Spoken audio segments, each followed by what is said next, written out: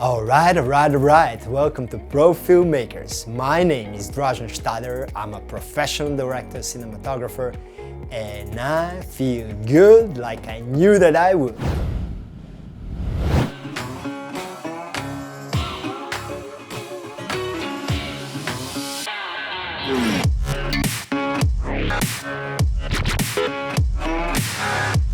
In today's show, we are going to explore one of the biggest trends in camera industry in 2019, the full-frame sensor in new cinema cameras. The trend started with Red Monstro 8K sensor, was followed by ARRI with the release of the ARRI LF family, and of course the Canon full-frame 700. The only thing that was stopping most of us using this beautiful cinematic gear is the fact that all of these camera kits were priced well over $30,000 US. So the entry level was out of reach for many of us. Luckily, the price for entry dropped this year substantially with the upcoming release of the new Canon C500 Mark II, listed at around $50,000 US for the basic kit, and of course here is also the new Sony FX9 listed at around $10,000 US, but that will be a topic for another episode of the Profilmmakers. Today we are going to focus on the Canon C500 Mark II that is building on the legacy of the amazingly versatile C500 Mark I. The Mark II version seems to have everything its bigger brother the 700 full frame has, yet it is packed in a camera body that is half the size, half the price and half the weight, which makes it extremely appealing. We had a good fortune to talk about this new Canon cinema camera with the acclaimed director, cinematographer Brett Danton, who was one of the first cinematographers to use this gorgeous cinema beauty on a real shooting set. He used the pre-production model of the C500 Mark II while filming high-end branded video content for Jaguar in the beautiful mountain landscapes of Spain. So instead of dropping specs and features, we were more interested in the hands-on experience, how it feels using this camera on a current project. So if you're ready to see this new Canon baby in action, first make sure to subscribe to our Profilmakers channel and hit the notification bell, in order to keep track with all the amazing new content we are preparing for you. Alright, all checked in?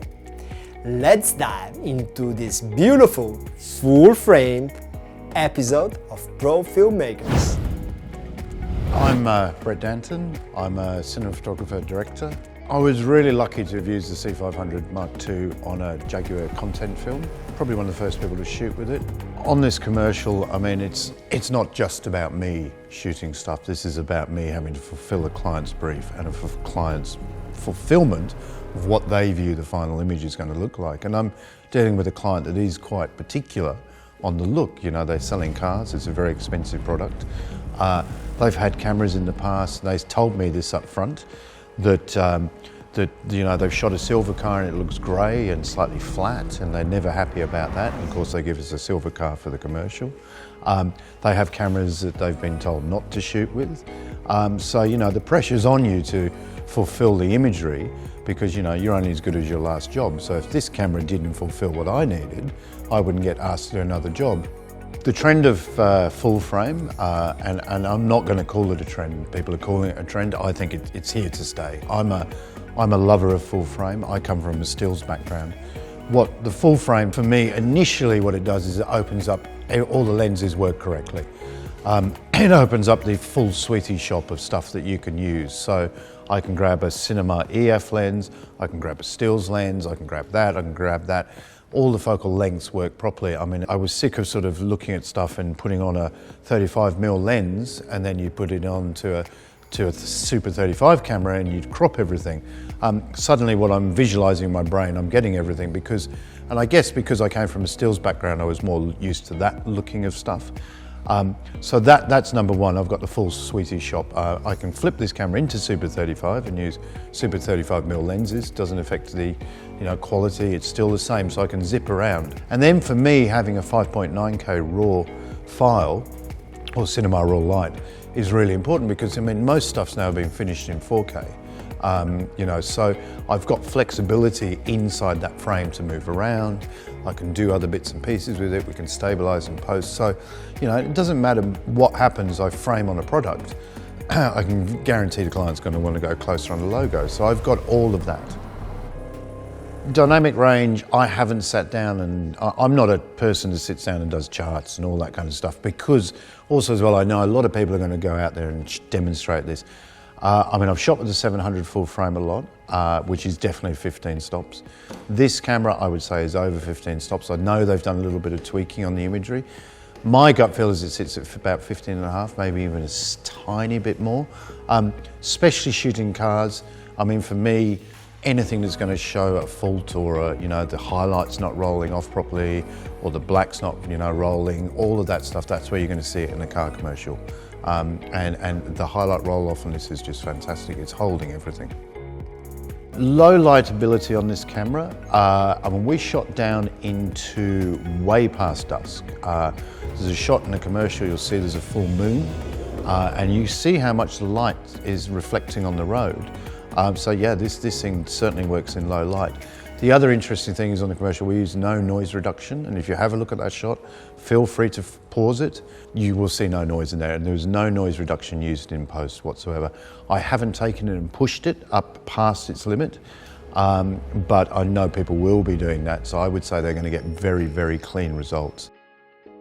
Compared to the C200, which, you know, I've shot a Jaguar commercial on and did the launch for Canon of that. I mean, obviously full frame is the major one, and also as well the 5.9K makes a massive difference. So over the C200, that is the two major things. Then there's a lot of other improvements. There's a lot more flexibility. The menu system inside the camera is completely changed. It's a lot quicker. You can configure it a lot more. So it's pulled a lot of the information from the big brother and put it into the 500 as well. With the C500 Mark II, I mean, I personally feel that it's opened up almost a slightly different camera category again. I mean, people are putting it up against, you know, new releases by Sony. I don't think they sit at the same, you know, they're very different cameras. I mean, this I view as a full cinema camera. You know, the other one I don't use a full cinema camera. I mean, I sit this up there in terms of what it's capable of as a Venice or a Mini LF. I mean, people, you know, say no, it can't be, but, you know, it opens up full 5.9K raw shooting in the palm of your hand, full frame, you know, and that's where I seriously see it sitting. It's capable of producing the same kind of images. There you go, pro filmmakers. A couple of user insights on how to shoot beautifully designed video content on the new full-frame Canon C500 Mark II. As soon as we get our hands on this camera, we will make sure to test out all the main features and compare it to its competition. If you like our show, subscribe below and hit the notification bell. And if you don't, that's okay, subscribe anyway, because we are going to help you become a better filmmaker. Don't forget to comment below. We would love to hear what you think of this new Canon cinema camera. What are the things that you like about it? And what are some of the features that you think are still missing from Canon?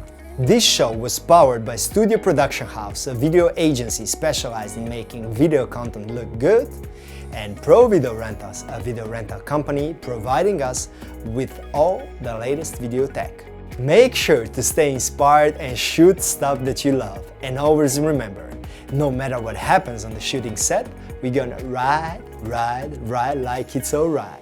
See you next week in the new episode of the Pro Filmmakers. Take care. Adios.